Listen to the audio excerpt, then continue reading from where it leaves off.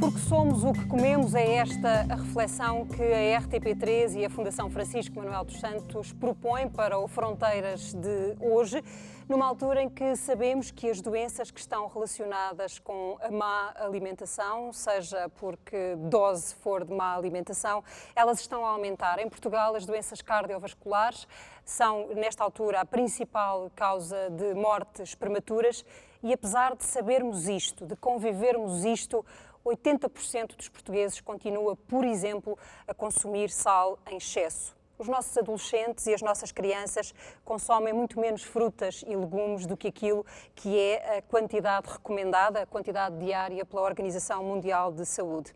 Sabemos também que nem tudo resulta da nossa vontade, dos nossos hábitos, das nossas tradições ou da nossa cultura. Há no nosso organismo neurónios, hormonas e micróbios que também ajudam neste tipo de decisão. Convidámos para o debate desta noite 4 especialistas que nos vão ajudar a responder a muitas destas perguntas, que vão acrescentar muito saber àquilo que são os sabores com que normalmente nos relacionamos com a alimentação.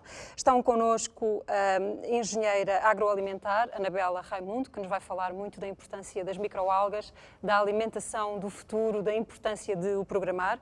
Vai falar-nos provavelmente também de insetos. Connosco também a especialista em nutrição Conceição Calhau, a neurocientista Ana Domingos, que tem estudado a obesidade, que também nos pode falar da nossa relação ou do nosso cérebro com o açúcar. E connosco, a partir dos Açores, está o chefe Lubomir Stanisic, que não pôde estar connosco, precisamente porque está, nesta altura, a lançar um projeto de um restaurante sustentável em Ponta Delgada, mas de que vamos falar, porque temos de falar também, quando falamos em alimentação e em saúde, temos de falar de futuro, de falar de planeta e de sustentabilidade. Mas estas coisas da alimentação, que podem ser e são explicadas pela ciência, pela arte, têm depois aquele lado prático do dia-a-dia, não é? Do momento em que é preciso pôr alguma coisa na mesa. E é precisamente à mesa que vamos agora conhecer 2 famílias portuguesas que têm dietas completamente diferentes. Todos os dias de manhã eu bebo esta aguinha fermentada, que se chama Rejuvelac. É um probiótico natural que resulta da germinação da quinoa. Esta bebida fermentada demora cerca de 40 horas para ficar pronta. Depois do Rejuvelac, Elsa Gaspar bebe o sumo da luz, todas as manhãs. Vários vegetais, alguma fruta, algumas sementes. O exemplo perfeito da alimentação que pratica, o crudivorismo.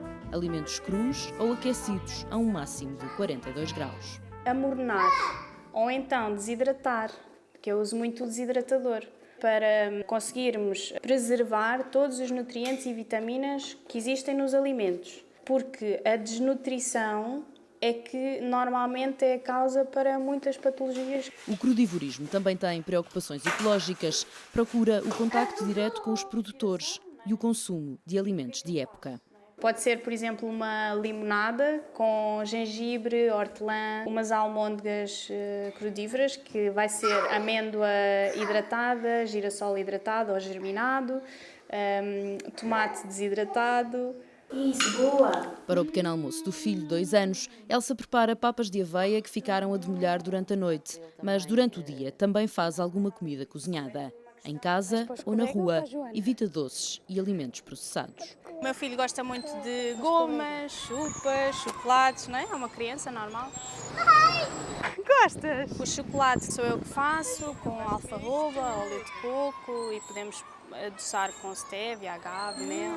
Tudo isto é um desafio no nosso dia-a-dia, não é? Conseguirmos com que os nossos filhos gostem deste tipo de alimentação. Os portugueses estão a comer cada vez melhor ou cada vez pior? Os padrões de consumo alimentar em Portugal estão a desviar-se cada vez mais dos princípios da dieta mediterrânica. Portanto, há excesso de carne, consumo de carne, excesso de consumo de laticínios. Mónica Gruninger é investigadora no Instituto de Ciências Sociais. Acredita que os novos regimes alimentares são o resultado da busca pelo que é considerado saudável, o resultado do crescente individualismo da sociedade, da informalização dos horários e dos locais das refeições.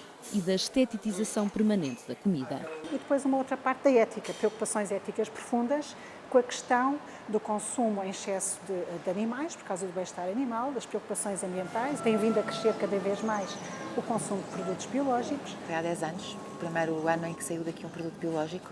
Ao princípio não sabíamos nada, mas faz todo o sentido que se faça assim. Eu não vejo a maneira de fazer uma agricultura diferente, porque nós temos que ter a natureza como parceira. Não havendo essa parceria, vai ser tudo muito mais complicado. E eu acho que, e não tenho a certeza absoluta, que a natureza reconhece quando nós a tratamos bem. Isto não é nada romântico, é mesmo verdadeiro, acho que é mesmo assim. Na Quinta do Arneiro existe produção agrícola, cabazes de frutas e legumes e um restaurante. Tudo com produtos biológicos. E mais importante que a nossa saúde ainda é a saúde do planeta. Eu acho que isso é a coisa mais importante. E no fundo, nós andamos a comer alimentos diluídos, não é? Porque a pressa para fazer crescer faz com que se ponha muita água em tudo. E as coisas crescem, ficam muito grandes à base de água e adubos. E se nós deixarmos as coisas crescerem sem essa pressão, claro que depois à mesa sente-se no sabor. O prato vegetariano é um esparguete de courgette com molho de tomate, tomate desidratado, cogumelos shiitake e cebolinha. Depois do almoço e da sobremesa. É um brownie de alfarroba com iogurte, menta e morangos. Saímos da Quinta do Arneiro em direção à Ericeira para lanchar e jantar com a família Araújo. Olá, tudo bem? Boa tarde. As merendinhas são mistas, não é? São mistas, sim. Olha, estás a ver? É mista. E tu, queres uma merendinha ou queres um pastel de nata? Eu adoro bateria. O pai vai fazer um petisco português. Vai andando, vai-se andando. O prato desta noite é a cabidela. Como é costume, franguinho do campo. Tem? Disponível? Maravilha. Espetacular. Vamos já cortar o franguinho. Uma cabidela que leva arroz basmati e chouriço e é a preferida desta família que já viveu em vários países e agora divide o tempo entre Portugal e as Filipinas. Saúde. Saúde. Ainda que a lista de compras dê destaque ao vinho, na despensa da família Araújo existe muito mais. Como é que diria que é o estilo de alimentação da sua família? Uma alimentação no estilo português. Ice cream. Geladinho. Hoje é gelado. A saúde do planeta é aquela com que temos que nos preocupar mesmo. Depois a seguir a nossa saúde e depois o sabor. Os limites do corpo e os limites do planeta são, segundo os especialistas, os desafios da alimentação para o futuro.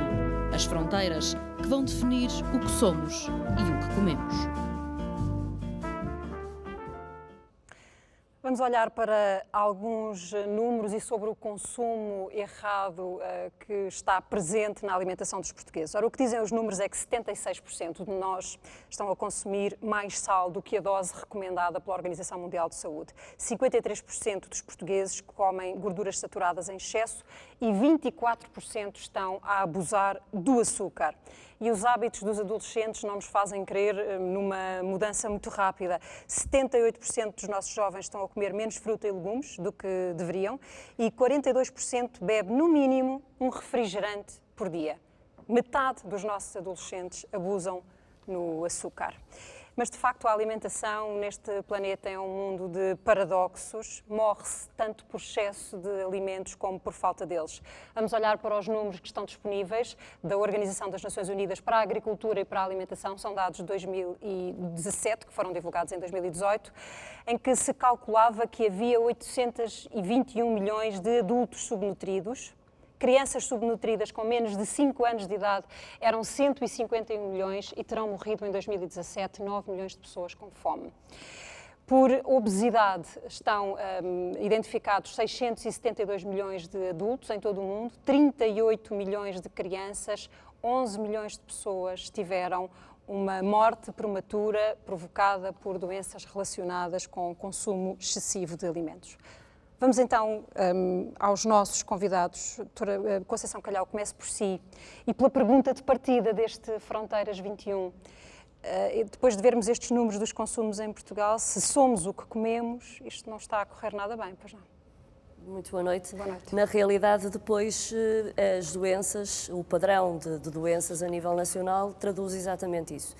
E gostaria também de reforçar que nós somos aquilo que comemos, mas também comemos aquilo que somos, e isto é importante enfatizar, que é o estilo de vida, ou seja, normalmente temos um conjunto de comportamentos que são os erros alimentares e todo um conjunto de outras atitudes que também não são adequadas, e podemos aqui associar a questão do exercício físico, também se vai falando, e depois os hábitos de sono e também a gestão do stress. Mas as refeições, na realidade, hoje em dia, também, além de serem inadequadas do ponto de vista da qualidade e da quantidade, é também da sua distribuição ao longo do dia. Isso também pode ser um assunto que podemos depois discutir, que é a questão de muitas vezes nós fazermos uma grande ingestão alimentar, sobretudo na segunda metade do dia, o que também não está nada de acordo com aquilo que é o nosso metabolismo e as nossas necessidades. Portanto, na realidade, hoje em dia, os erros alimentares, os hábitos inadequados são de facto a principal razão para as nossas patologias de hoje.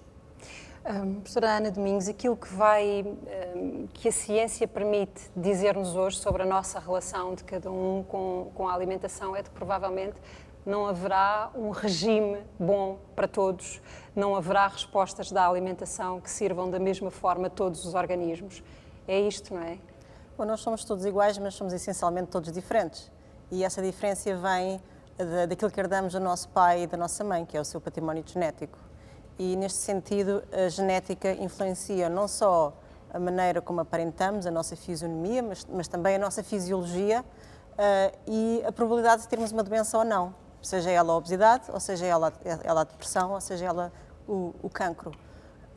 Por isso, eu diria que, essencialmente, não somos aquilo que comemos, mas aquilo que comemos influencia as nossas doenças, e, nomeadamente, se tivermos uma doença, uma intolerância a um determinado nutriente, ou tivermos uma diabetes, então aí sim os alimentos vão ser basicamente toxinas que vão agravar a situação de doença. Estando nós programados para sobreviver, o que é que explica que o nosso organismo nos peça coisas que à partida nós temos consciência de que não são benéficas para a nossa existência? É sempre um quadro de doença que provoca esse tipo de relação com os alimentos ou não?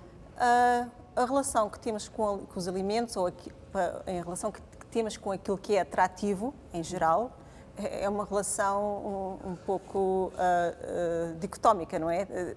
Temos consciência que uma coisa vai fazer mal, mas, por outro lado, há um certo chamamento. E esse chamamento vem de mecanismos biológicos que estão dentro do nosso cérebro e que comunicam com a nossa língua, e sobre os quais temos muito pouca consciência. Portanto, aquela ideia que nós estamos em controle de todas as nossas decisões é uma ideia um pouco falaciosa, e é certo que nem certo tipo de decisões que não têm a ver com a comida também não sabemos decidir. Já é difícil decidir entre duas coisas, fará decidir entre 3, ou 4, ou 5. Portanto, os economistas do comportamento estudam isso e estudam decisões, como é que o nosso cérebro comporta essas decisões. Mas no que diz respeito ao açúcar, e parte do meu trabalho e de outros colegas, foi identificar porque é que o cérebro faz-nos gostar de açúcar. E nesse sentido identificámos neurónios que são sensíveis ao açúcar, portanto esses neurónios ficam mais ativos na presença do açúcar, e sabe-se bem qual é que é a maquinaria molecular dentro desses neurónios que faz com que os neurónios fiquem mais ativos, e isso foi trabalho feito por outrem. O que eu descobri é que esses neurónios estão em comunicação com os centros de prazer do cérebro. Portanto, esses centros de prazer são outros neurónios que têm um tipo de transmissor que se chama dopamina, e essencialmente estes neurónios respondem a todas as substâncias ou circunstâncias que representam prazer ou que representam hedonismo. Estes neurónios dopaminérgicos, portanto, são os neurónios que produzem a tal dopamina, também são muito influenciados, e de uma forma patológica até, por substâncias de abuso como cocaínas, opiáceos, por aí afora. Mas isso sim é uma situação de doença. Agora, o açúcar o que faz é comunicar com os neurónios que eu descobri, que têm um certo nome, que chamam-se MCH neurons, e esses neurónios depois comunicam com os tais neurónios do prazer e dão o prazer que o açúcar tem.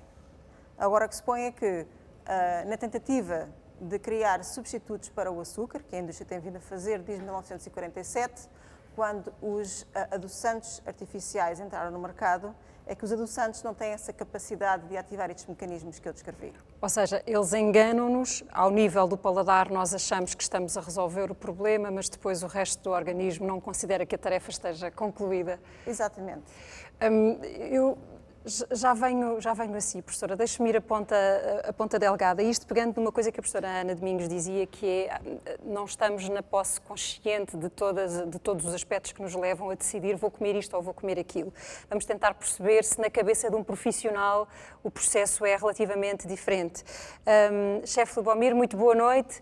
Diga-nos lá, preparar uma refeição é um exercício de sabores ou de saberes? Há ciência na preparação de uma refeição? Não há ciência, há a inteligência e nós devemos ter tempo e escolher aquilo que gostamos. Primeiro, boa noite para todos. No estúdio Lisboa, eu peço desculpa não conseguir estar presente e estou a partir da Ponta Delgada a acompanhar-vos. Eu acho que nós todos somos pessoas que fazem caminho mais fácil, mais rápido e a maior parte de vezes comemos para viver. Chegamos a casa, temos uma pizza congelada, temos uma lasanha, um produto já pré-preparado, quarta ou quinta gama, temos no micro-ondas, no forno e dissemos já comemos. O que a doutora tinha comunicado há pouco, nós adicionamos açúcares nisso tudo e o nosso cérebro quer comer ainda mais e vai comer outra pizza e etc. Enquanto nós paramos um bocadinho, o que devia ser, a maior parte de seres humanos, é viver para comer. Nós temos o nosso tempo para escolher aquilo que nos vamos alimentar, o que é que vamos confeccionar, o que é que vamos dar aos nossos filhos.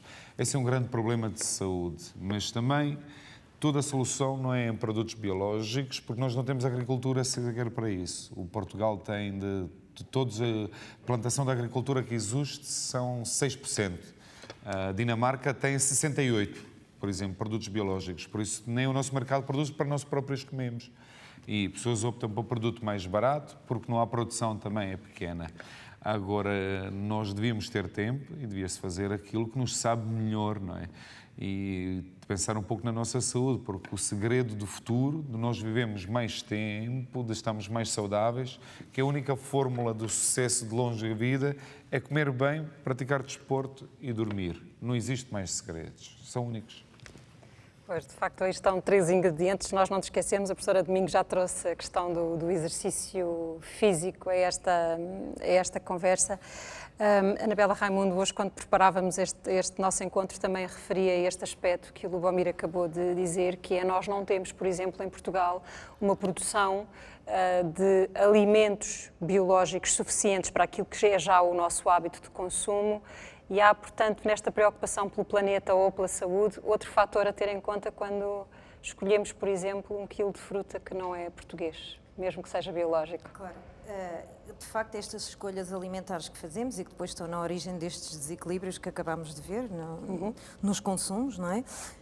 São condicionadas por vários fatores. Portanto, nós temos aquilo que é um panorama de uma alimentação saudável, depois temos que pensar as questões da sustentabilidade e depois o custo. Portanto, é impossível falar da alimentação sem ter em conta estes 3 fatores, porque a alimentação saudável, obviamente, é aquilo que é o centro da questão e é a questão que nós estamos aqui essencialmente a debater, mas depois é preciso ter em conta as outras questões. E quando se fala de sustentabilidade, vem sempre à cabeça a questão da agricultura biológica. É evidente que nós, eu também sou adepta de produtos de produção biológica, principalmente quando falamos de frutos, vegetais, que são os mais populares. Todos reconhecemos do ponto de vista sensorial que por vezes têm, obviamente, são produtos, há pouco falava-se do tempo que os alimentos precisam para crescer, são produtos que têm tempo, que não têm, obviamente, determinados agentes fitoquímicos, que não, enfim, e, portanto, é evidente que eu sou a favor da agricultura biológica e todos nós somos, mas há uma questão que nós não temos, e como o chefe Lubomir referia e eu concordo, nós não temos ainda uma produção capaz de dar resposta àquilo que é uma procura cada vez mais crescente. E não só temos essa produção, como temos um custo que neste momento é de mais de 30% em média, para o caso dos produtos hortofrutícolas, o que faz com que o tal vetor do custo da alimentação entre aqui em jogo. Portanto, quando nós dizemos que os portugueses têm que comer mais frutos e vegetais, pois têm, também não acredito que neste momento seja através da opção da agricultura biológica, porque o que acontece é que, se nós formos ver, por exemplo, nas grandes superfícies, uma percentagem muito considerável da fruta que nós comemos de agricultura biológica é importada. Importadas da Holanda, até da Austrália, dos Estados Unidos. E às vezes eu penso, não valerá mais comermos uma maçã de Alcobaça ou uma pera Rocha do Oeste, que é produzida com os produtos fitoquímicos que estão devidamente regulados, que estão dentro dos intervalos de segurança e que nós sabemos que têm uma relação de proximidade connosco e que podem chegar ao nosso prato com uma pegada ecológica relativamente baixa e com um baixo impacto ambiental, do que irmos comer, de facto, uma fruta de agricultura biológica, que pode ser excelente, mas teve que atravessar um continente ou fazer não sei quantas horas de avião para aqui chegar. Portanto, há aqui um equilíbrio também nesta questão das modas associadas aos produtos sustentáveis e à agricultura biológica em concreto, que é preciso também equacionar. Nós vamos falar muito de modas neste programa e até de dietas, para perceber a vossa opinião sobre, muitas vezes, a forma como as pessoas entram em determinado tipo de regimes alimentares, não se conhecendo evidência científica de que seja ou apropriada àquele caso em concreto ou de facto melhor. Agora, deixem-me só tentar perceber se nós temos dados para saber como é que os portugueses fazem compras. Nós sabemos que nos inquéritos os portugueses vão revelando cada vez mais preocupações com os aspectos da saúde, com a qualidade e com a origem dos alimentos, até com algum cuidado com o bem-estar animal também, que determinará uma redução do consumo de carne ou algum critério na escolha de ovos, por exemplo.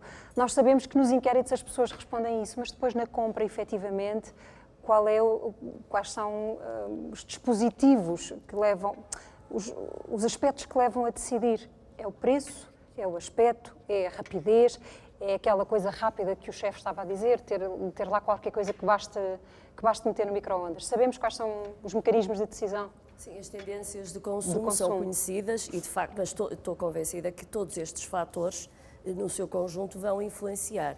Eu, relativamente à decisão, à tomada de decisão consciente na escolha alimentar, eu aí discordo um bocadinho, quer dizer, concordo com a Ana, discordando no sentido de que as decisões, nós todos os dias temos de tomar decisões e, portanto, acho que a decisão relativamente à alimentação muitas vezes não é adequada por outras razões e também por alguma afetividade que as pessoas atualmente desenvolveram relativamente a este assunto da alimentação. Portanto, há uma quase que doença relativamente a uma alimentação saudável. Há aqui uma afetividade e um assunto mal resolvido, muitas vezes, em relação a estas situações e, portanto, uma grande confusão e uma não literacia em relação a este tema. Mas a doença está a referir-se a determinado tipo de regimes alimentares? Agora tudo, exato. Portanto, estamos a falar em muitas vezes nós temos uma grande confusão na nossa decisão, porque há vários fatores que vão aqui tomar, no fundo, mais peso. Claro que a parte económica, não tenho dúvidas nenhumas, que vai pesar imenso, mas depois todos estes fatores, que é quer muito mais saudável e depois ainda super saudável e depois ainda mais saudável ainda, quer dizer, há de facto aqui um grande apelo também da comunicação relativamente à matéria da alimentação. Portanto, a decisão do consumidor é muito difícil porque tem muitos fatores em jogo, mas estou convencida que modas e tudo que seja a apelar para o mais saudável, hoje em dia pesa muito. Deixe-me acrescentar uma pergunta da Filipa Ralha Portugal Bentes. Ela é aluna do primeiro ano de nutrição da Nova Medical School e tem uma pergunta que tem a ver com isto, com os cuidados de uma alimentação ultra saudável, e a pergunta é precisamente para a professora Conceição Calhau. Exatamente. Muito boa noite. Eu gostava de saber a sua opinião acerca de, hoje em dia, os pais optarem por dar aos seus filhos, logo à nascença, uma dieta restritiva, como, por exemplo, a dieta vegana ou a dieta sem lactose.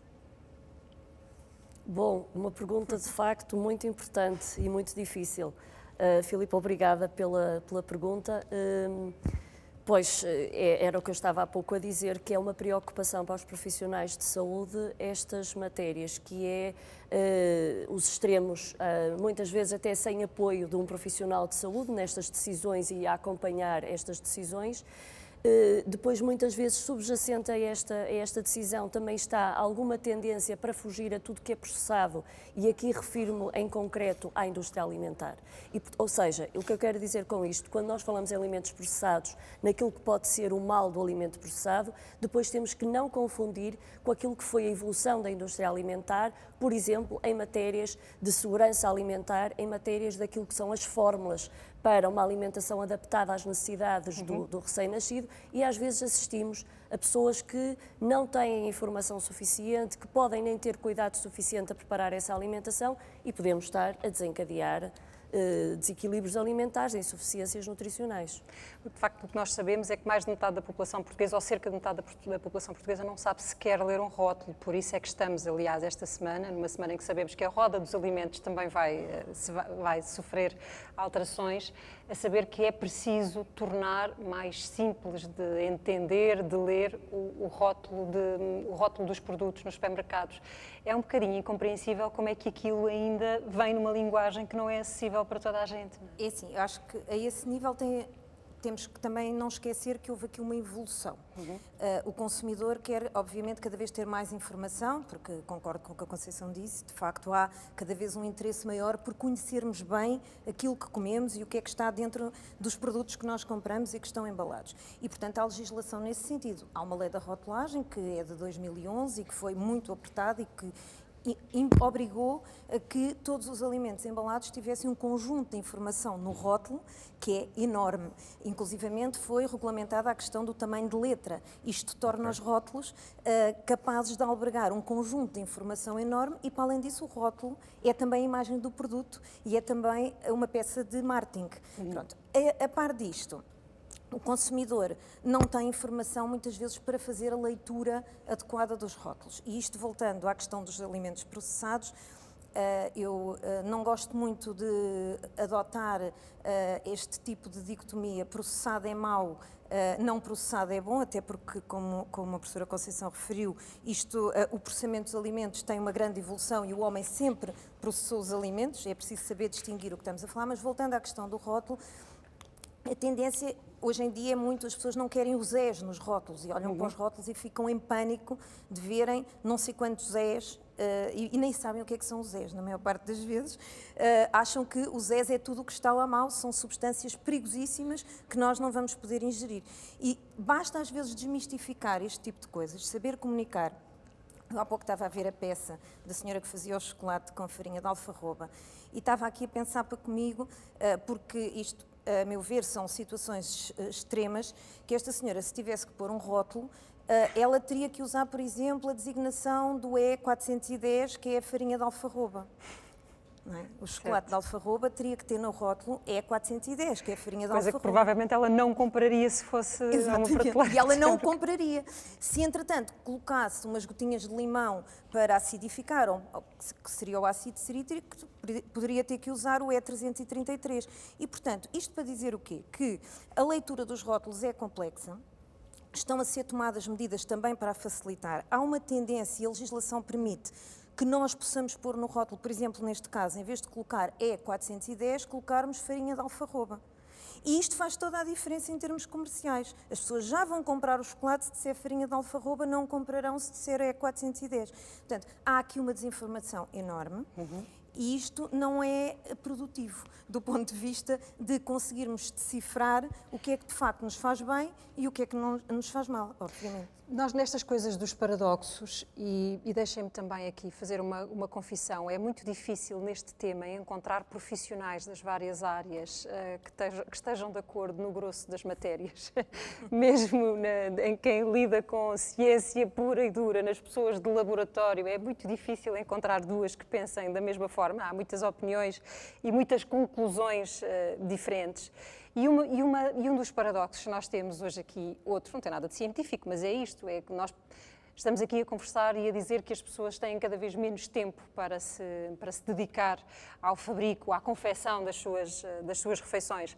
Mas depois estamos perante um momento engraçado de fascínio pela alimentação e pela cozinha, quase como uma arte. E, portanto, volto a chamar o chefe Lubomir a esta conversa para lhe perguntar se tem consciência desta responsabilidade, se considera que as refeições que prepara podem ser o suficiente para introduzir um alimento nos hábitos de consumo de um grupo grande de pessoas. Que tipo de preocupação é que tem neste aspecto e que tipo de investigação é que se mantém a fazer ao longo da sua vida profissional? Ana, o tipo de investigação que eu faço é grande. Trabalho com sustentabilidade, principalmente por causa de uma razão de saúde. Tive uma doença grave, apanhei em África há muitos anos atrás e atualmente tenho anisaki, que é uma doença a partir de peixe cru, das parasitas que estão instaladas no meu corpo. E só consegui estabilizar a minha saúde, o meu organismo, através da alimentação. Antigamente, vegetariano expulsava do meu restaurante. Hoje em dia é o cliente mais bem-vindo porque eu próprio não podia comer um ano proteínas de animal. Por isso, o que mais posso chamar a atenção às pessoas, eu fiz-vos aqui um pequeno desenho, não sei se vocês conseguem ver em Lisboa, se é visível ou não. Não é muito. Acho que Não é percebemos muito. uma caveira, não é? Pronto, deste lado mostrei-vos um desenho, o que está num maço de tabaco. No maço de tabaco está uma caveira, provavelmente uma pessoa a morrer com cancro, etc. E neste lado é nos alimentos cancerígenos. O que diz é uma pessoa extremamente gorda e diz que compra-me. Enquanto a lei de Comunidade Europeia e as leis nacionais sobre a alimentação não mudarem, temos noção que nós estamos a comer cancro, porque morrem muito mais pessoas de má alimentação do que do tabaco, que é a principal doença. Acho que estas noções são mais importantes hoje em dia. Acho que todas as pessoas têm cuidado, a alimentação está a correr num bom caminho. Vemos famílias que comem papas de aveia de manhã, comem bebidas fermentadas, que são fundamentais, mas 70 e tal, 80% deles alimentam-se de lixo. E é tal lixo que não tiram nutrientes nenhuns para eles. Agora, preocupação minha pessoal é gigantesca. Primeiro, porque hoje em dia calculo tudo o que o cliente vai comer. O menu primeiro preparo numa técnica japonesa, que é temos de ter primeiro o alimento quente no início da refeição, depois vamos começar com alimentos frios e acabar com quentes no início. Que ajuda muito mais na nossa digestão. Trabalho com nutricionistas, analisamos o número de nutrientes que estamos a comer, tipo de proteínas que estamos a misturar. E acho que isto é o futuro. Acho que todas as gente deviam fazer isso um bocadinho também em casa. Se nós conseguimos fazer uma tabela na escola o que o nosso filho come, já sabemos o que come durante a semana, podemos ter no frigorífico da nossa própria casa e fazer um equilíbrio de alimentação. Eu tenho para si uma pergunta que é da Inês Barreiros Mota, que vem complementar um bocadinho este raciocínio que estava a fazer, Inês. Deixa-me só explicar, a Inês também vem da Nova Medical School e faz investigação sobre nutrição e metabolismo. Boa noite. Acho que parte da minha pergunta já foi respondida. Queria perguntar-lhe, durante o seu processo criativo, quando está a pensar num prato, qual é a principal preocupação a nível nutricional que tem? Ana, não sei como é que chama... Inês. Foi a Inês que me fez a pergunta. Inês, quando crio um prato, em primeiro lugar, penso no produto em si próprio, seja vegetal, seja uma proteína animal, peixe, indiferente, ou cereal. O que eu me preocupo é procurar uma boa confeição, não cozinhar demasiado nenhum ingrediente e ter um sabor fabuloso no final. Só depois disso é que peço no lado nutricional, onde é que vou encaixar esse prato. A maior parte vezes são menus de degustação. Eu tenho que pensar quantas calorias tem esse prato, qual é o tipo de gordura vou confeccionar, o que é que faço antes e depois para o cliente comer. Isso é muito importante. Isso é que faz parte de uma criatividade de um prato. Quando faço um menu vegetariano ou para alergénicos, que hoje em dia é um pouco irritante, tenho que responder, porque toda a gente não come lactose, não come glúten, e é por opinião própria, nem sequer vão ao médico. Está uma moda como tanto ir a Zara. É toda a gente que o pratica naturalmente. Por isso, a minha preocupação é confeccionar às pessoas boa comida. E pensar um pouco no calorias, no números, nas proteínas, no tudo que confecciono dentro, para que mim é mais importante é que o cliente, quando sai do meu restaurante, sai saudável. Fica bem com ele próprio, não fica a enrolar-se na cama a noite inteira, não fica com prisão de ventres e amanhã vai dizer, opá, tive uma grande refeição, mas não consegui respirar. Não, isso é errado completamente. Muito bem, vamos voltar às prateleiras dos supermercados. Eu fiquei aqui a pensar nos Zés, nos Cs, nos Fs, naquilo que são. Ana Domingos, há alguma evidência científica para que as prateleiras estejam cheias de produtos que não têm lactose, de produtos que não têm glúten? E qual é... Devemos aderir? Devemos retirar estas coisas a que algumas pessoas têm alergias? Bom, as prateleiras estão cheias dessas coisas porque as prateleiras respondem às necessidades do mercado. E o mercado vai, como estávamos a dizer há bocado, pela moda, não é? É como a Zara. Agora, no que diz respeito se uma pessoa tem uma doença ou não, a melhor forma de o saber é indo ao médico e fazendo as análises apropriadas. Portanto, uma pessoa para saber se tem intolerância ao glúten tem que ir ao médico e tem de fazer uma bateria de um leque bastante extenso de análises, que inclui tirar biópsias do intestino e metê-las debaixo do microscópio eletrónico para saber se as células estão mesmo afetadas ou não, se tem a assinatura que é característica da doença celíaca. Se não fizeram nada disso, então acaba-se por ser um diagnóstico, não é um diagnóstico, mas uma adivinhação, uma adivinha. Eu não sei se isso estará correto, mas cria mercados. Isso até porque a percepção é que essas prateleiras, não é, costumam estar muito naquelas zonas das coisas mais saudáveis e, portanto, podemos correr, ou podemos chegar à conclusão, nós, achar, o achómetro, não é? Se calhar, se não comer lactose, se não ingerir glúten, isto é mais saudável, é?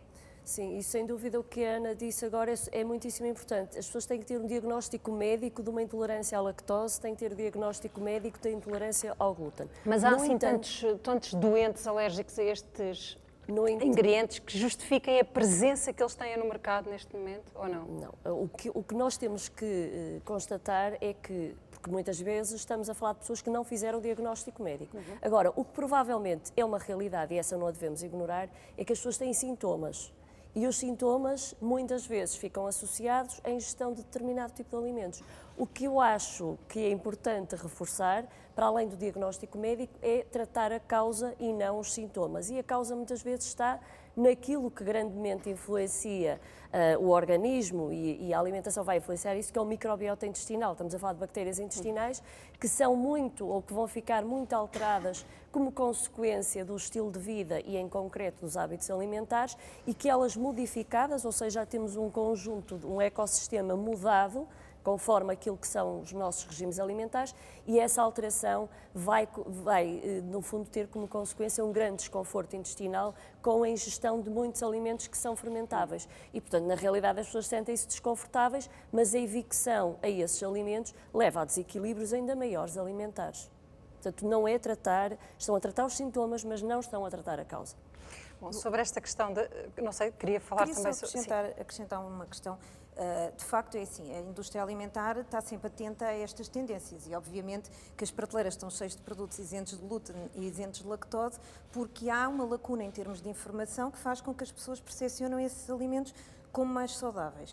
Evidentemente que concordo com tudo o que foi dito, obviamente, a parte do isento de glúten, dos alimentos sem glúten, é muito sensível.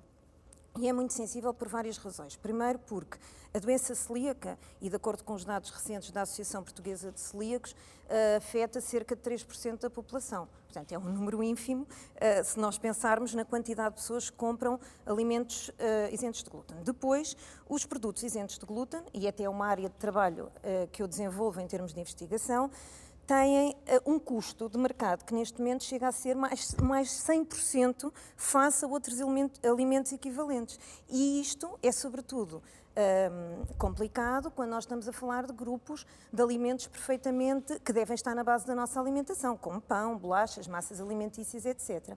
Mas depois há aqui uma outra questão.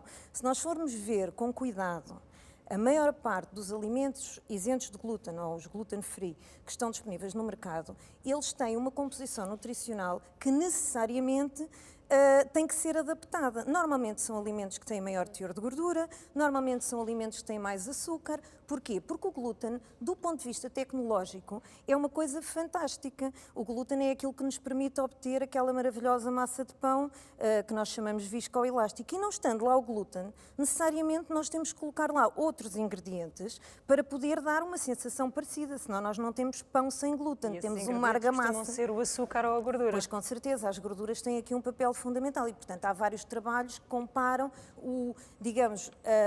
a composição nutricional dos alimentos isentos de glúten e de alimentos equivalentes com glúten, e, como é óbvio, não há milagres. Não estando lá o glúten, nós temos que fazer essa substituição, e isso é o trabalho de investigação que nós desenvolvemos neste momento, que no meu grupo está em curso, que é utilizar, de facto, substitutos que não tenham este impacto negativo, mas não é fácil. Não é fácil e está muito trabalho para fazer, porque é mais fácil colocar gordura, açúcar, etc. e outros adjuvantes tecnológicos que também têm impacto negativo do ponto de vista nutricional. Lá voltamos nós à necessidade de aprendermos a ler os rótulos, não é? Sim, e a perceber o que é que as coisas são. Vamos acrescentar algumas opiniões na nossa conversa. Nós entrevistámos o Dr. William Li, que é o autor de um livro que saiu recentemente nos Estados Unidos, também o Rob Knight, que é um cientista especialista no microbioma, de que a Conceição Calhau já aqui falou. Vamos ouvir o que eles nos disseram.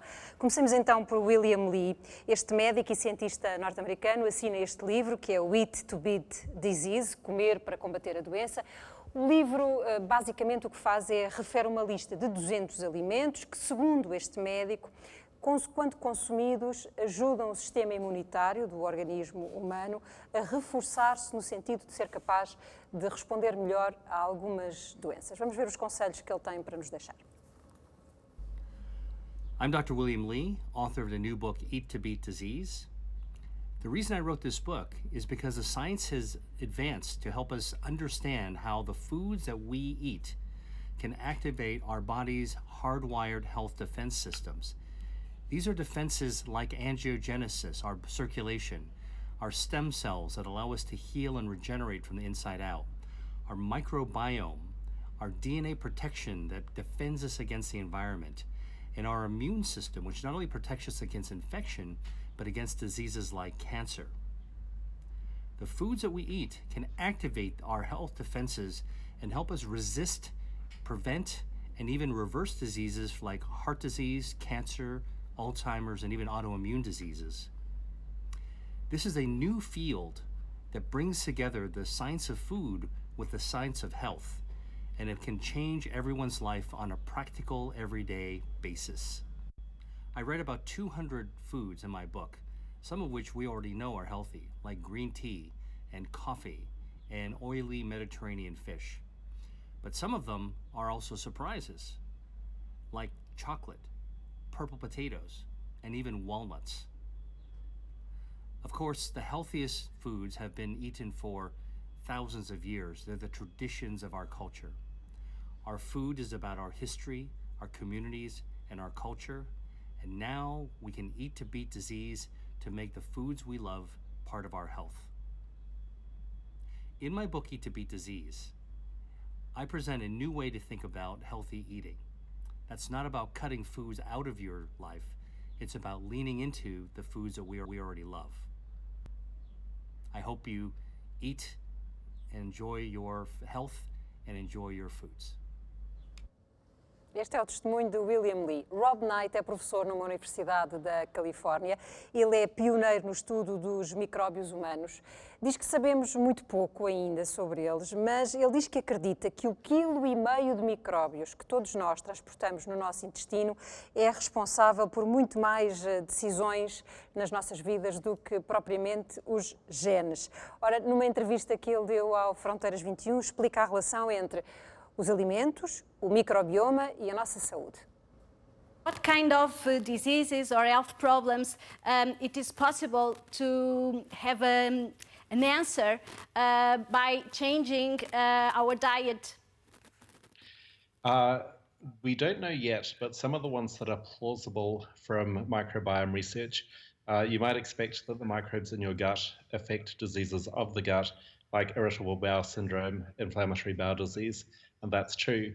They also modify your risk of things like cardiovascular disease, rheumatoid arthritis, which is a bit more surprising.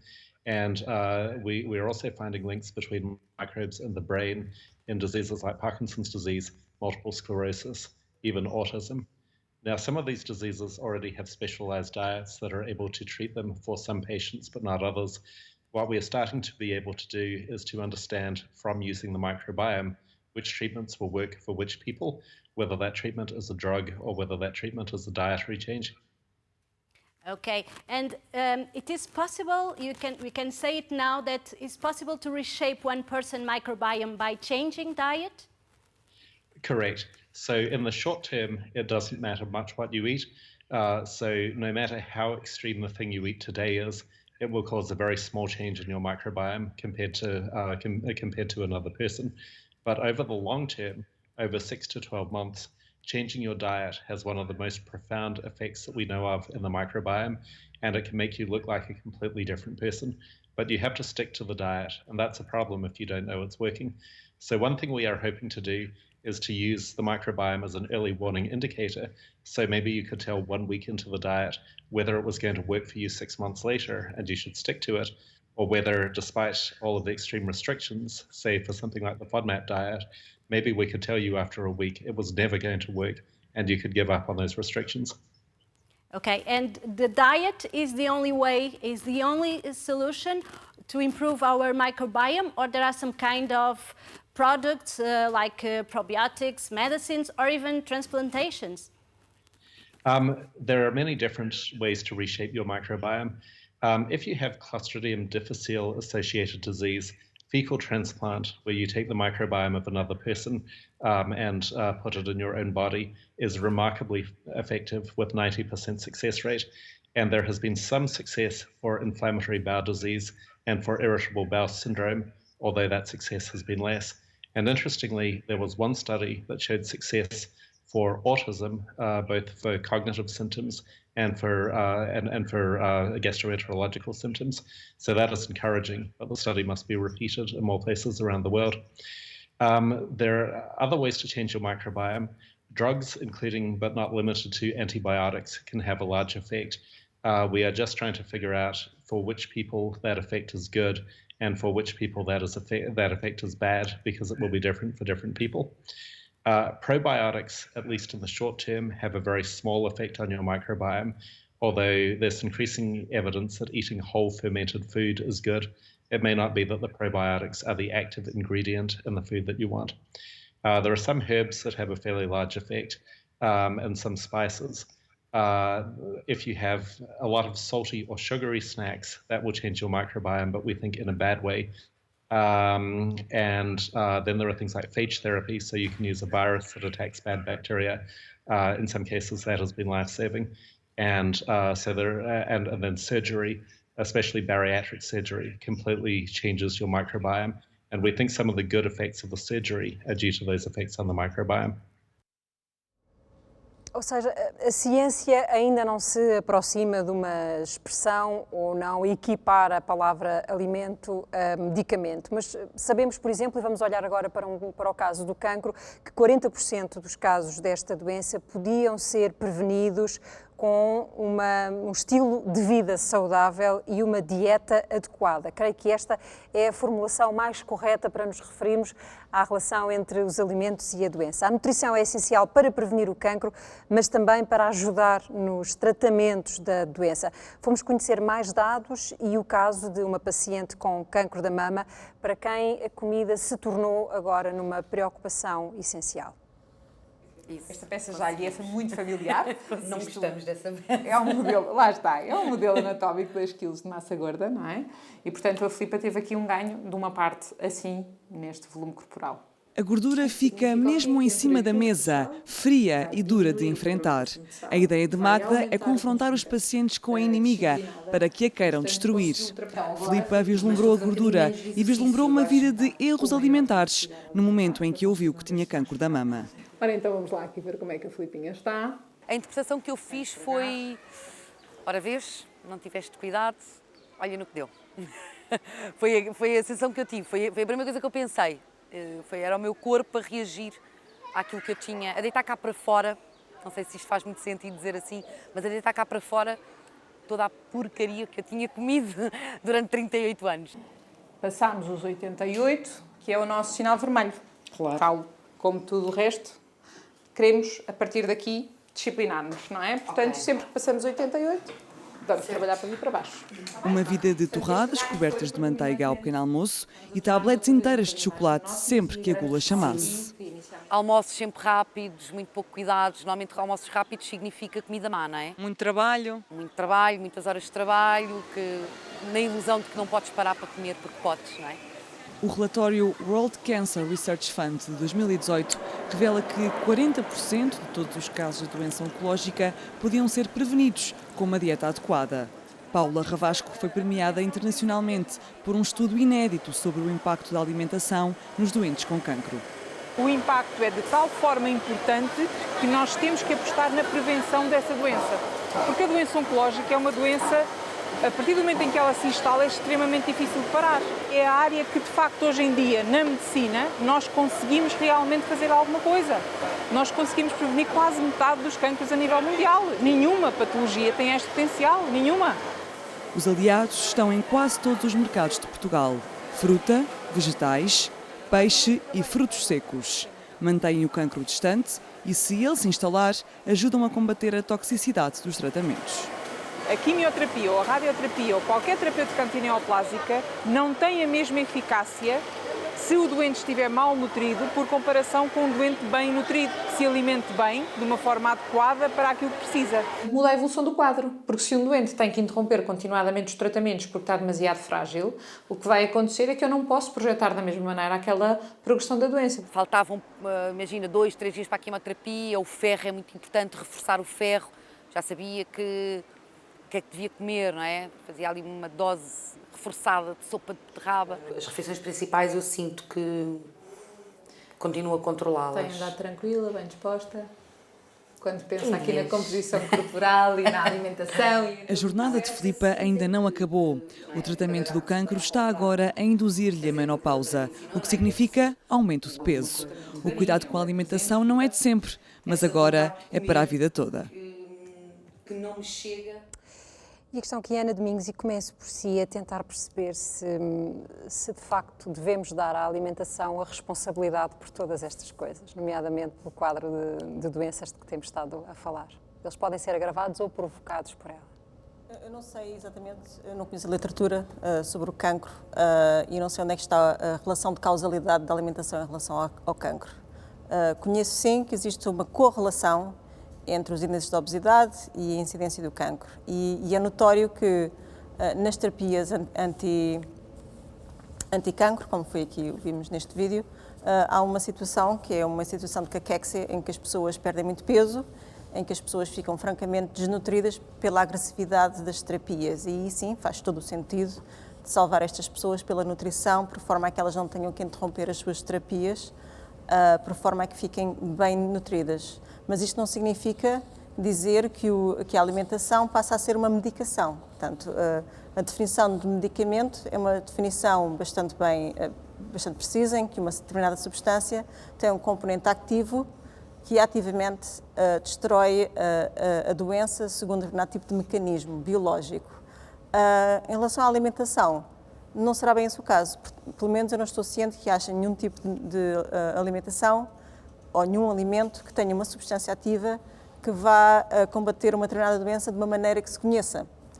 Isso creio que só os medicamentos o fazem. Agora sim, claro que faz todo o sentido que se houver uma situação de desnutrição, particularmente esta que falámos aqui no vídeo, faz todo o sentido que este doente, numa equipa pluridisciplinar, tenha acesso à informação sobre nutrição e também acesso à medicação que tem e se existem efeitos colaterais da medicação em relação à alimentação e vice-versa. Portanto, se existe interação entre os nutrientes e a medicação. Se faz sentido, Anabela Raimundo, olhar, por exemplo, para uma lista de 200 alimentos e dizer estes são saudáveis, quando a ciência já nos mostrou que os organismos respondem de formas diferentes aos mesmos alimentos? Pois, esses 200 são saudáveis, como outros 200, ou outros 400, ou outros 500 também o serão. Aliás, isso vai vai facilitar o nosso raciocínio face àquilo que é uma alimentação saudável que deve ser, em princípio, o mais variada possível. E a relação da alimentação com a saúde, e em concreto com alguns alimentos que têm benefícios específicos para a saúde, ela é bem conhecida. Falou-se aqui do chá, na peça falou-se do chá, do café, dos peixes mediterrâneos, mas nós sabemos que há, enfim, podíamos desfilar aqui desde as bagas de goji até passando pelas sementes de chia, dando a volta ao abacate, etc. Há benefícios que fazem com que nós olhemos para alguns alimentos como se fossem os salvadores, e neste caso são 200, pelo que referia à peça. Evidentemente que esse é um conceito que é um bocadinho restritivo e que, por outro lado, não entra em conta e que leva de facto a grandes desequilíbrios nas dietas, porque as pessoas pessoas acreditam profundamente neste tipo de notícias que vêm a público e que são transmitidas em bloggers, em influencers, nos mais variados sítios e que tomam como verdades absolutamente científicas. Esquecem-se, por exemplo, que às vezes estes alimentos, por exemplo, estava a falar do abacate, têm que atravessar o mundo inteiro para chegar aqui e têm problemas de sustentabilidade enormes e enfim, quer dizer, podem fazer bem, mas depois temos a questão que eu referi há pouco, quer da disponibilidade, quer do custo que está associado. Até porque quando eles surgem no conhecimento público ou nos supermercados disponíveis com esse tipo de características, o consumo tende a ser desequilibrado, não é? Claro, porque tende-se a cair em excessos, não é? Tudo o que é consumido em excesso, há pessoas que fazem uma alimentação muito restrita, selecionando estes alimentos, estes 200 e às vezes menos, 100, 50, 20, e baseiam a sua alimentação naquele tipo de alimentos. De onde é que vêm essas modas normalmente? Como é que elas surgem?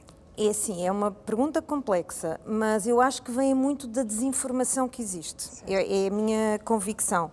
E esta desinformação que existe e que nós temos estado também aqui a falar, eu acho que passa muito pelo facto de, por vezes, os cientistas e quem trabalha nestas áreas terem algumas dificuldades em comunicar ciência. Ou seja, nós trabalhamos com os alimentos, conhecemos os seus benefícios, mas depois nem sempre somos bons comunicadores. Um cientista não é necessariamente uma pessoa que consegue transformar o conhecimento que gerou em informação útil e real para o consumidor. E isto é uma convicção que eu tenho e que é apoiada inclusivamente, por exemplo, na Universidade de Lisboa, nós estamos agora a desenvolver, já há 2 anos, um mestrado em comunicação em ciência, precisamente para colmatar esta lacuna, porque sabemos que é difícil comunicar ciência para o público em geral. Ora, isto abre aqui um vazio e proliferam os bloggers, etc., de toda a gente que sabe falar de alimentação e que sabemos que o fundamento muitas vezes é duvidoso. As pessoas procuram sobretudo novidades, alimentos que não costumem habitualmente experimentar, ou é possível reinventar sabores, manter as pessoas interessadas na cozinha com ingredientes antigos, com os ingredientes do costume? Aí está um grande problema. Eu odeio reinventar sabores. Acho que cada produto tem que saber aquilo que ele é e devíamos defendê-lo para sempre, para ele ser assim, porque o futuro da alimentação é simplesmente e tão básico como olhar para trás. Se queremos comer bem, temos que olhar para trás, porque quando olhamos para trás, para o nosso passado, conseguimos ter um melhor futuro, porque o nosso avô plantava a cenoura, que tem muito mais 1 quilo de cenoura do que 10 quilos de chia, está aí médicos que podem responder melhor que eu sou cozinheiro, mas 1 quilo de cenoura biológica bem produzida na nossa quinta, sem excessos de água e sem abonos químicos, sem Monsantos e Bayers, tem muito mais nutrientes do que 10 quilos de chia que podem comer, embora pensam que a chia não vai engordar, mas a cenoura também não vai engordar, vai nos deixar saudável. Por isso, eu sou 100% contra ir à procura de um sabor especial. Para isso, deve haver chefes que cozinham para o mar, eu não.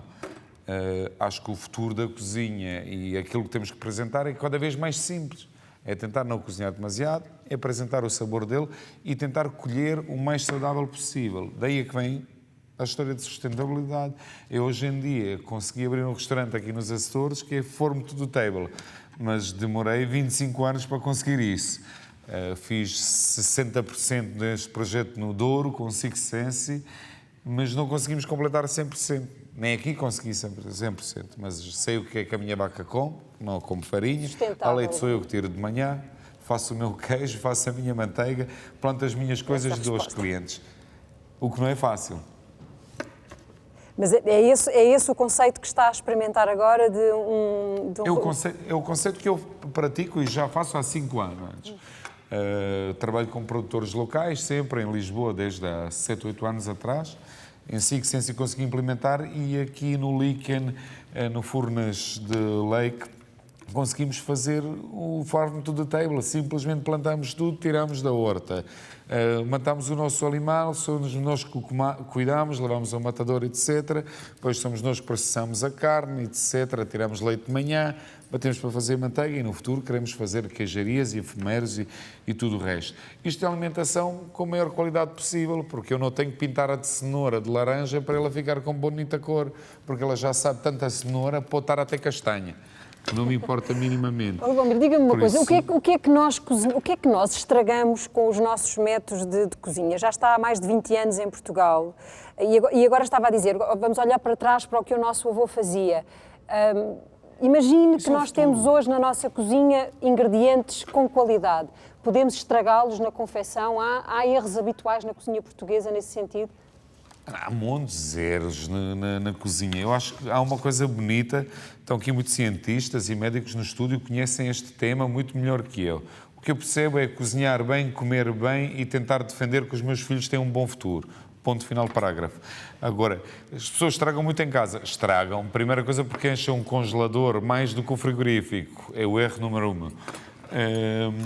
Depois, a nível de confecção, cozinha-se demasiado. Os produtos deviam ser comidos a certas temperaturas, o peixe não devia ultrapassar 54 graus no seu interior, assim temos todos os nutrientes lá dentro. A carne nunca devia, nem do porco, devia ultrapassar em cima de 61 graus. Por isso é a falta de conhecimento comum. Por isso, pessoas dizem, agora, que se estraga outras coisas, estraga-se tudo, praticamente. Acho que é por falta desse conhecimento. Agora, pessoas deviam... A cozinha está na moda, comer saudável está na moda, mas também não é preciso ir aos excessos, não é preciso... As pessoas acham que vou ficar muito mais forte se for 6 vezes por dia no ginásio. O que está agora na moda é ter um corpo inchado, mas também é estar bastante magrinho. De tanto magrinho, temos tantos bulímicos no país que até desachega. Por isso, é preciso ter uma medida que é um meio termo, é comer bem. Uma pessoa, se não comer bem, não é feliz. Eu não percebo as pessoas que comem papas todos os dias. São felizes aonde? Nem para ir fazer cocô na casa de banho são felizes, porque é impossível, não é? Por isso, acho que uma alimentação saudável de proteínas, vitaminas, tudo o que o nosso organismo necessita, pede-nos e nós vamos ali. Agora, máximo cuidado, sal e açúcar, se faz favor, para viverem mais tempo. A Anabela, a professora Ana Domingos, quer acrescentar qualquer coisa, eu acho que tem a ver com a imagem, não é? Não tem a ver exatamente com a questão da horta e com a questão de... Portanto, Lubomir considera que uma alimentação baseada naquilo que produzimos na horta, que é limitado, portanto, não vamos ter uma variedade de 1000 produtos diferentes. É limitado, obviamente. É limitado, obviamente. E, aliás, os nossos antepassados, pelo menos o meu avô, provavelmente o avô de Lubomir, tinha uma alimentação que era essencialmente limitada, que era uma agricultura de subsistência, era uma agricultura em que a horta dava aquilo que vinha para a mesa. Isso era limitado e isto fala um bocadinho contra esta ideia que temos de ter uma alimentação super variada, em que temos que ir buscar produtos que ecologicamente acabam por não ser justos, como ir buscar abacados ao Caraíbe, para vir para os nossos supermercados. Portanto, eu ponho sempre as coisas de uma perspectiva evolucionária, porque a evolução não aconteceu neste panorama de diversidade. A diversidade que nós temos hoje em dia não existia nem sequer há 50 anos atrás. Okay? Os meus avós morreram nos seus 90 e muitos, portanto, morreram de idade já avançada e, essencialmente, tinham uma alimentação muito, muito restringida àquilo que a sua quintinha produzia. Portanto, isto é mais uma questão que eu quero lançar. Será que precisamos assim de tanta variedade? Se calhar precisamos de 200 ou 400 alimentos, ou se calhar que é muito! Produzir 200 coisas diferentes numa horta não dá, não é, Lubomir?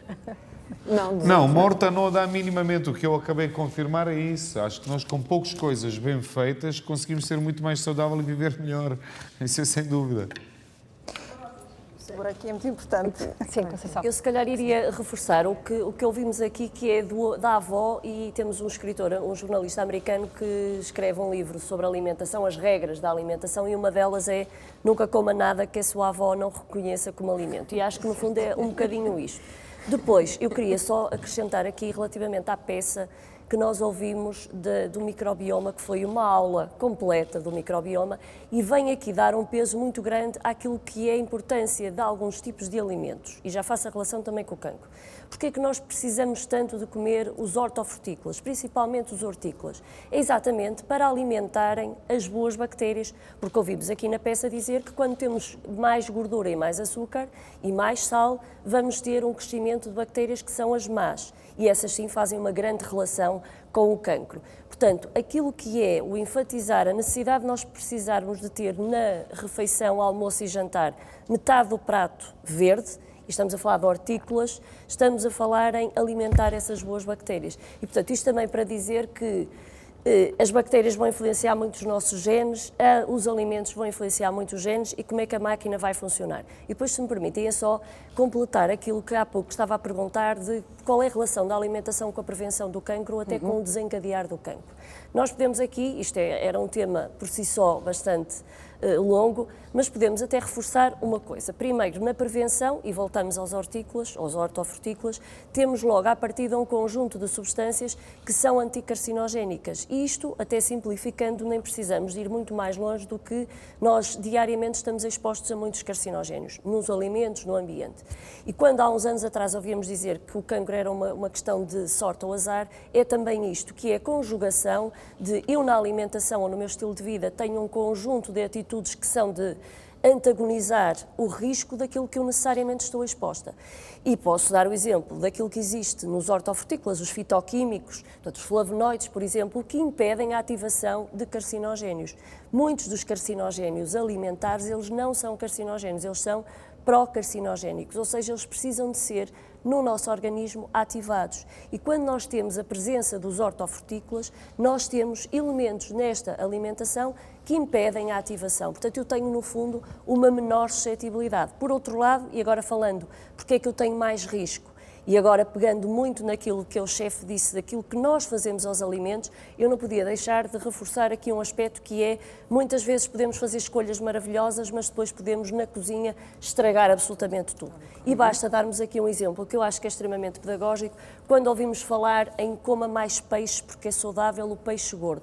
E a maior parte das vezes, até se ouvimos isto de um profissional de saúde, aquilo que vai achar que vai fazer é cozer ou grelhar, porque se tem a ideia que isso é que é verdadeiramente o saudável. E podemos, por exemplo, no caso dos grelhados, estar a fazer, até promover, se não for bem feito, a formação de compostos que são carcinogénicos, que são as aminas heterocíclicas. Portanto, aqui é tentarmos perceber que nos alimentos e na forma como trabalhamos alimentos... Então qual é a forma mais saudável de cozinhar o peixe? Nós falamos aqui, aliás, era isso que eu ia reforçar, porque fomos falando da dieta mediterrânica. O Valmir pôs o dedo no ar, eu já vou querer dar a ouvir, palavra, porque na realidade percebe agora, mas a dieta mediterrânica, o estilo de vida mediterrânico e a forma de cozinhar mediterrânica, que é no fundo o ensopado, a caldeirada, portanto, trabalharmos os alimentos de uma forma menos monótona será importante. Mas deixe-me só também lhe dizer outra coisa, que relativamente àquilo que podem ser os perigos dos alimentos, estamos a falar, e aqui num risco muito próximo do cancro, podemos estar a falar nos alteradores endócrinos que estão presentes na cadeia alimentar.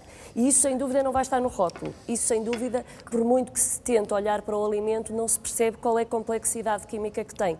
E eu não podia deixar de fazer esta referência, porque, na realidade, o alimento é extremamente complexo e a presença de alteradores endócrinos muitíssimo relacionados com o cancro e com as doenças metabólicas não podemos ignorar. Deixa-me então ir a ponta delgada, porque para quem há bocadinho ouviu dizer que 54 era a temperatura ideal para comer peixe. Do peixe, 54, sim senhora. Para quem mete pizzas no forno para estarem prontas 10 minutos depois, este número, esta realidade não é nada simpática. Há alguma forma saudável de cozinhar peixe isso? Sem o assassinar? Há mil e uma forma de... Acho que cozinhar peixe mesmo dentro de um tacho cheio de azeite, para imaginarem, isto chama-se confitura. Colocar um pedaço de um peixe fresco quando atinge cerca de 70, 80 gramas de azeite, nós mergulhamos lá dentro e tiramos quando o peixe atinge uma certa temperatura, não precisamos ter termómetro, é uma faca ou uma agulha, se ela não representa resistência, tira-se para fora, a gordura escorre toda e o peixe não bebeu sequer gordura, porque albuminas e proteínas do peixe protegem o olho próprio e ele fica com nutrientes todos. Por isso, seja grelhado, seja cozido, seja assado no forno, esta é a técnica mais simples, é usar uma agulha ou uma faca e furar um pouco. Acho que é os métodos mais fáceis de cozinhar. O que eu tenho mais medo é dos métodos das modas. E o método das modas escrevi agora na conversa, porque o vi cada cientista, médica, nutricionista, como estava a dizer, e gostava de sofrer isso, e principalmente a opinião da nutricionista. Este ano foram lançados praticamente mais livros de nutrição, do que é que devíamos comer, o que é saúde, de que ciência de política mundial, de quase romances no mundo. Está certo? Não, acho que é um negócio que está na moda atualmente, porque as modas são tão grandes que pessoas hoje em dia pensam super produto, bora comprar. E vão todos comprar este super produto. Daqui 3 meses há outro super produto, que é a alimentação do super-homem, praticamente. É como o povo está a reagir atualmente. Depois dizem, estou doente, não posso comer nem glúten, nem beber leite. Mas não foi ao médico, mas estou doente, estou-me a sentir mal. Depois, há outras modas que me aparecem constantemente. Eu sou saudável. Vou comer poucos vegetais, vou-me alimentar mais de sementes e estou bastante saudável, mas estou gordo que nem um bucho, nunca consigo emagrecer. A maior parte destas pessoas estão sempre com o mesmo peso ou aumentam o peso, porque não consultam sequer um nutricionista, não consultam o médico, não fazem análises. Para nós sabermos se temos problema, temos que fazer análises, principalmente. E depois, esta moda toda é que faz poluir o mundo inteiro. Nós não temos noção de quanto é que é preciso de petróleo, de gasolina, de plástico, etc., para chegar uma caixa de abacate a Lisboa. Essa questão do plástico, então, é outra, mas havemos de a tratar aqui no Fronteiras 21. Não, mas isto é simples, é muito simples. É muito simples. Nós não podemos levantar uma bandeira, comer saudável. E só compramos merda. Desculpem a expressão. É muito difícil estúdio. entender algumas coisas. Por exemplo, ver um coco embalado em plástico. Só há coisas muito difíceis de entender. A Anabela Raimundo queria acrescentar alguma coisa? Mínima que tem a ver com as temperaturas de processamento dos alimentos. Sim. E que concordo inteiramente que nós sobreprocessamos alguns alimentos, mas também é preciso ter aqui atenção, isto ligando com uma das primeiras peças, que tem a ver com esta moda de comer alimentos crus. E isto eu não posso deixar de referir quando nós estamos a falar de processar alimentos. E a Ana estava a perguntar, então uma pizza a uma temperatura tão elevada? A verdadeira pizza italiana chega a ser cozinhada a 400 graus o forno. A 400 graus durante 1 minuto e meio, ou coisa que o valha. Portanto, cada alimento tem os seus tempos e as suas temperaturas de confecção. Mas há aqui um aspecto que é fundamental, e voltando aos vegetais. As pessoas dizem, cozinhar vegetais vai destruir os seus nutrientes. Calma. É assim, as vitaminas são de facto muito sensíveis à temperatura, as vitaminas são termolábeis e portanto degradam-se facilmente com a temperatura, mas os alimentos têm muitas vitaminas e elas não são todas degradadas às mesmas temperaturas. Quando se referia ali na peça que não cozinhava acima de 42 graus, eu pergunto 42 porquê, mas pronto, isso é uma questão que não... Sim, isso também eu perguntei porque é que não, nem fica cozido sequer. Porquê 42? Pronto, mas a questão que eu queria só mesmo muito rapidamente dizer é o seguinte. Por outro lado, o processamento térmico e às vezes baixas temperaturas e mais prolongado ou temperaturas mais altas durante menos tempo tem uma função essencial que nós não nos podemos esquecer, que é aumentar a biodisponibilidade dos nutrientes que lá estão. No caso dos vegetais, se nós não triturarmos, não partirmos, não cozermos, os nutrientes que estão nos vegetais, até os minerais, acabam por estar na estrutura das células e tornam-se menos biodisponíveis para o nosso organismo. Portanto, isto também não é só uma questão de quantidade, é uma questão de processamento. E, portanto, quando estas modas, não querendo ser menos simpática, de comer tudo cru, também tem muito que se lhe diga, porque de facto o processamento, quando é controlado e quando é otimizado, ele de facto, e os chefes fazem muito isto hoje com muito rigor, é uma excelente forma de nós também tirarmos mais partido dos nutrientes que estão no alimento. Portanto, isto é importante. Nós ainda não falámos de obesidade neste programa e vamos ter de o fazer. Nós temos em Portugal quase 6 milhões de pessoas com excesso de peso. Temos outras doenças associadas a excessos alimentares, como a diabetes. Temos 1 milhão de casos diagnosticados, 2 milhões de pré-diabéticos e, nesta altura, como principal causa de morte em Portugal, as doenças cardiovasculares. Mas vamos então falar de excessos e do seu contrário, não é? Das tentativas de retirar esses excessos que muitas vezes resultam em dietas, algumas delas já nos aproximámos aqui de as referir. Vamos conhecer em concreto uma dieta que em Portugal será, nesta altura, uma das dietas que tem mais seguidores, chama-se a dieta Paleo 21, que está adaptada aos dias de hoje, e vamos cruzar os conselhos e os princípios desta dieta com a opinião de nutricionistas.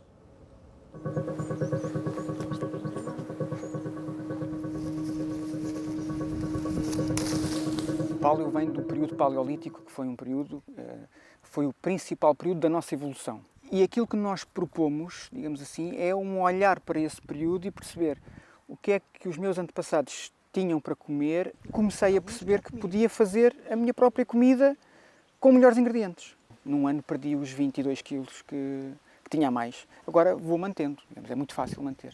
Então eu perdi cerca de 13 quilos em cerca de 6 meses. Eu era uma esfomeada a toda a hora. Portanto, eu era daquelas pessoas, isto para as pessoas perceberem que nós não chegamos aqui do dia para a noite.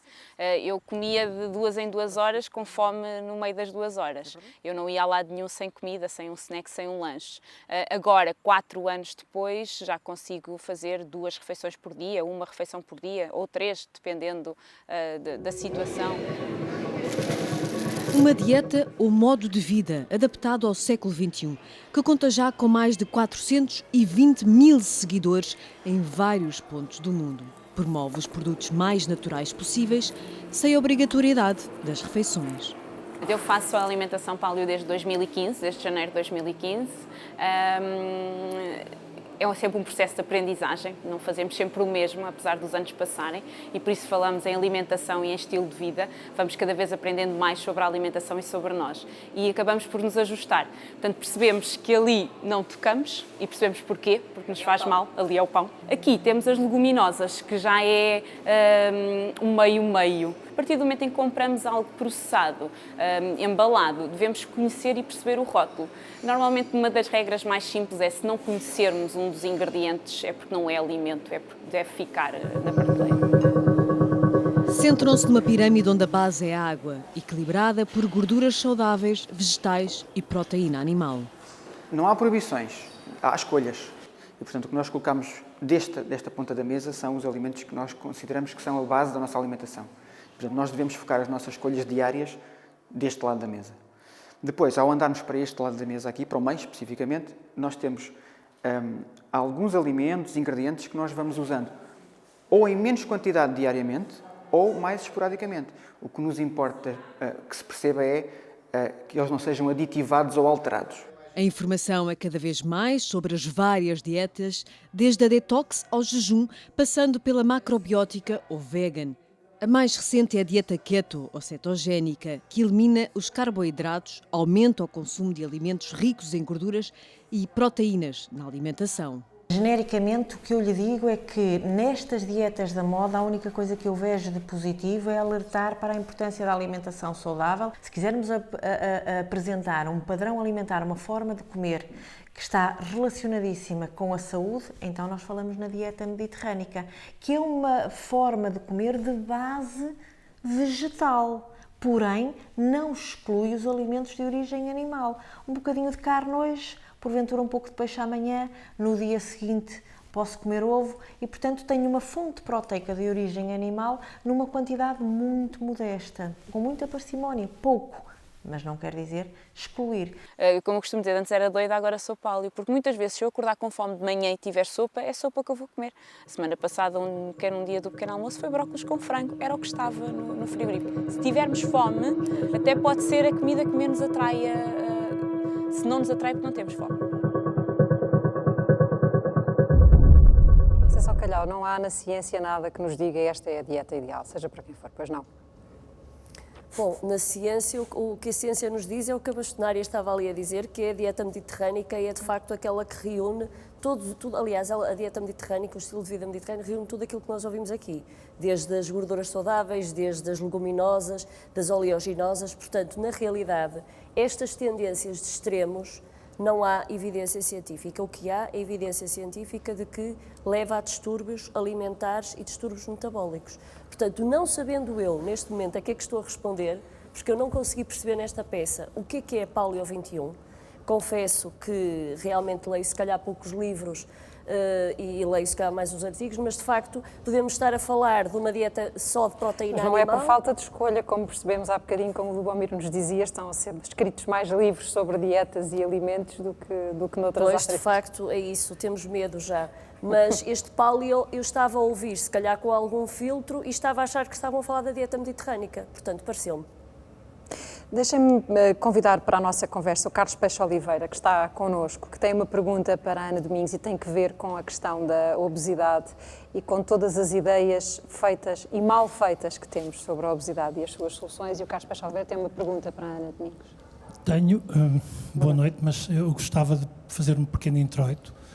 Tudo isto que tem aqui sido dito é realmente importante e a obesidade cai perfeitamente dentro destes parâmetros. No entanto, muita gente continua a achar que a obesidade é apenas uma doença comportamental. A obesidade tem uma componente biológica muito grande e a pergunta que faço à professora Ana Domingos é essa mesmo.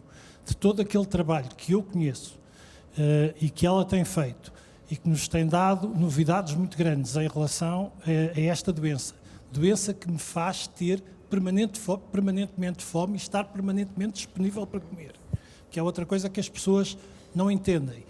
Nós vivemos permanentemente disponíveis para comer. A fome está instalada. E a pergunta que eu faço é realmente essa. Professora, diga-nos o que é que aconteceu, o que é que acontece para que esta doença nos faça isto, porque há gente que come mais do que eu e que está magra e que não tem problemas nenhuns de obesidade e alguma coisa há de diferente no meu organismo. Professora. Exatamente, é uma pergunta, é uma ótima pergunta e é uma pergunta que afeta os milhões de pessoas que o infograma mostrou. A obesidade sabe-se desde 1994 que não é só uma doença do comportamento. E as doenças do comportamento também têm um foro genético, um foro biológico. Os pacientes obesos, alguns deles, têm essa sensação de fome crónica e, atenção, a sensação de fome é uma sensação que é produzida pelo cérebro e é como outras sensações que são produzidas pelo cérebro, como a sensação de sede, a sensação de comichão ou a sensação de temperatura. São sensações que o cérebro produz porque o corpo está fora do seu balanço normal. E como é que o balanço normal se atinge? Atinge como qualquer balanço, por exemplo, os balanços hormonais, em que existem ciclos de retroação negativa, basicamente fazendo uma análise ou um paralelo como um termostato, em que existem mecanismos que sentem a temperatura e depois existe um motor que põe a temperatura no sítio onde deve variar, caso a temperatura fuja daquela margem de variação. E em relação ao peso, existem também mecanismos biológicos que começaram a ser estudados em 1994 com a identificação de uma hormona que se chama hormona leptina. Esta hormona foi identificada por um senhor chamado Jeffrey Friedman e eu tive o prazer de trabalhar com ele durante 7 anos. E só a partir de 1994 é que se começou a olhar para a obesidade como um problema biológico. Isto não é há muito tempo atrás, não é? Isto é relativamente pouco tempo. Então ela não resulta de um problema comportamental, ela tem sempre uma razão biológica. Os problemas comportamentais também podem ter uma origem biológica e essa é a busilis da questão. É que as doenças do comportamento também são doenças e as sensações crónicas da falta de alguma coisa refletem um estado de doença. E existem, desde 1994, quando se caracterizou o primeiro paciente que não tinha essa tal hormona, porque tinha uma mutação monogenética, começou então a pensar que se calhar existem outras pessoas que têm ou mutações no DNA semelhantes ou outras mutações que vão interferir com o funcionamento desta hormona. E desde então têm-se encontrado várias mutações em vários locais do genoma que são causais da obesidade dessas pessoas. Portanto, uma abordagem racional seria, quando temos um paciente obeso, se podemos ou não concluir que este paciente tem uma determinada mutação. Normalmente podemos olhar para a genealogia da família e saber se existem elementos da família que têm também o mesmo tipo de fenótipo, o mesmo tipo de aparência.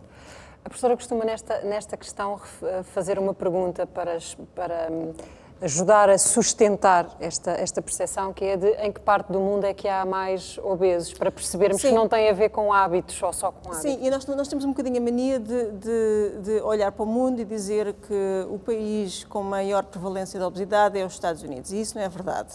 Os países com maior prevalência da obesidade têm-no por uma questão genética, e são as ilhas no Pacífico. Portanto, na Micronésia, a ilha mais famosa deste arquipélago é a ilha de Fiji, onde eu já estive numa conferência, e realmente estive lá e vi as pessoas, o comum dos mortais, são tendencialmente mais obesos. E porquê? Porque quando se vive numa ilha, existe um isolamento genético, e então a probabilidade de se acumularem mutações por via da endogamia acaba por ser maior. Portanto, uma vez mais, as estatísticas que se podem encontrar no website da Organização Mundial de Saúde, os números estão lá e quem ganha são estas ilhas do Pacífico. Depois vem o Médio Oriente, a Arábia Saudita, o Irão e depois então vem os Estados Unidos. E o Egito ainda vem antes dos Estados Unidos, que também tem uma dieta mais ou menos mediterrânea. A sua investigação científica vai mostrando que para cada caso de obesidade há uma resposta na medicina, não nas dietas. Portanto, tratar ou apresentar ou sugerir dietas genericamente a pessoas com obesidade é pouco mais do que uma agressão na maior parte dos casos. Para as pessoas que têm problemas que estão medicamente identificados e que têm origem em mutações, isso normalmente acontece em doentes que têm uma história familiar e uma história ontogénica, portanto, quando eram crianças já nasceram obesos e ficaram cada vez mais obesos. Para esses pacientes que têm esse diagnóstico feito, não vai haver qualquer dieta que os cure. O que vai haver é ou bem uma terapia que cure a situação, e para os doentes que são deficientes de leptina, essa terapia existe, não está aprovada em Portugal, mas está aprovada nos Estados Unidos e em outros sítios. Mas estamos a falar de um conjunto de doentes que é relativamente pequeno, mas ainda é pequeno porque não estamos a estudar os outros da mesma maneira. Portanto, estes doentes que têm uma história familiar da obesidade, que têm um pedigree genético da obesidade e que têm um começo da obesidade que começa à nascença, esses pacientes foram estudados. O problema é que ainda não estamos a estudar os outros que tiveram histórias diferentes. Já se estão a estudar também muito magras, já se encontram assinaturas genéticas para pessoas que são muito, muito magras e que não conseguem ganhar peso. Isso está a ser feito na Universidade de Cambridge. Deixem-me só, porque eu acho que esta parte é importante dos genes, até porque nos anos 60, de facto, o geneticista O'Neill diz que, na realidade, a obesidade tem um grande componente genético. Já em 92, o Barker diz que o ambiente tem uma enorme responsabilidade. Se por um lado, isto para dizer o quê? Se por um lado, de facto, há genes que já estão identificados e que, no fundo, vão condicionar a obesidade, e aí o diagnóstico médico, se calhar, é pedir um teste genético para saber exatamente o que é que estamos a falar. Por outro lado, quando vemos uma família, também é importante que não se fique com a ideia de que quando se vê uma família com obesidade, que é uma questão genética. Poderá ser até um misto das duas coisas, mas que aqui o ambiente tem uma enorme responsabilidade, não só causal pelos fatores, mas também por desencadear aquilo que pode ser a programação da doença metabólica, que ouvimos falar nos anos 90, que é, no fundo, quase que é um contágio de geração em geração, não só pelo próprio microbiota, como também por fenómenos epigenéticos. Portanto, acho que é importante, e respondendo se calhar aqui um bocadinho a esta questão, por um lado, desmistificar a culpa, porque não é uma culpa, depois explicar que é comportamental no sentido é um estilo de vida, é um padrão genético, é o conjunto de tudo isto, e depois se calhar dizer que na realidade aquilo que nós devemos enfatizar é que as pessoas quando dizem mas alguém come o mesmo que eu e não engorda, é nós acharmos que já estamos a falar a um nível que não é calorias. E portanto isso também é uma mensagem importante, é para as pessoas passarem a olhar para os alimentos muito mais do que calorias, é a qualidade nutricional. Isto para percebermos que o nosso metabolismo, e agora fazendo aqui um paralelismo à máquina, ao automóvel, há de facto metabolismos que é o carro que gasta 5 litros aos 100 e há outros carros que gastam 12 litros aos 100. Porquê que as máquinas estão a funcionar de forma diferente? Isso é que o profissional de saúde tem que ser capaz de perceber se são os genes, se é o ambiente, se é o conjunto de todos estes fatores. A alimentação efetivamente não é a panaceia de todos os males, não é. E isto também é importante porque muitas vezes naqueles extremismos que nós vemos, o nosso medo enquanto profissionais de saúde é que as pessoas não vão ao médico e portanto acham que aquilo é a cura, mas que temos que ter a ideia de que a alimentação influencia. Na economia de tempo que nos é exigida agora, porque só temos de facto um minuto, acabei de ver o chefe do Bombeiro pôr o dedo no ar. Diga. Gostava só de deixar, sei que está o programa a acabar, já que víamos todos a participar, só deixar 2 recados de iniciativa mínima, na minha opinião, também não é muito válida, mas gostava de deixá-la. O primeiro lado é para o Estado português, porque falamos de saúde, estão médicos presentes, falamos de crise de coração, de sangue, de obesidade, de açúcar e diabetes. Se uma pequena porcentagem do Estado se preocupasse com a iniciativa da agricultura nacional, que morreu a partir de 1994 em Portugal e só agora está a reiniciar, acho que conseguiram baixar muitos custos de saúde, principalmente dos hospitais, das pessoas, porque alimentação saudável, temos mais produtos, criamos mais emprego e criamos menos doentes no país. E acho que isto é uma economia que ajudava o país inteiro. E depois, o outro tema, que acho que é muito importante, num outro programa debatemos, chama-se o desperdício que se faz em Portugal a nível de alimentos. Porque, sem termos noção, pessoas em casa compram um produto de 4ª e 5ª gama e a berinjelas e courgettes apodrecem na parte de baixo do frigorífico. Mas, em geral, restaurantes, fábricas de produtos alimentares, etc., acho que é um grande erro com a quantidade de fome que se passa em Portugal e que toca um pouco neste tema também, que é também não é só comer muito bem, como há falta de nutrição e como há excessos, e estou-vos a falar em 89 milhões de toneladas de alimentação que foi na Comunidade Europeia para o lixo. Que é um desperdício. Agradeço a todos a vossa presença neste programa. De facto, terminámos o nosso tempo, mas ficaram aqui pistas que nós vamos retomar em setembro. O Fronteiras vai de férias em agosto, mas voltamos em setembro precisamente para voltar a olhar para a saúde, para o planeta, para a vida nele. Vamos falar de sustentabilidade. Muito obrigada a todos. Até setembro. Boa noite.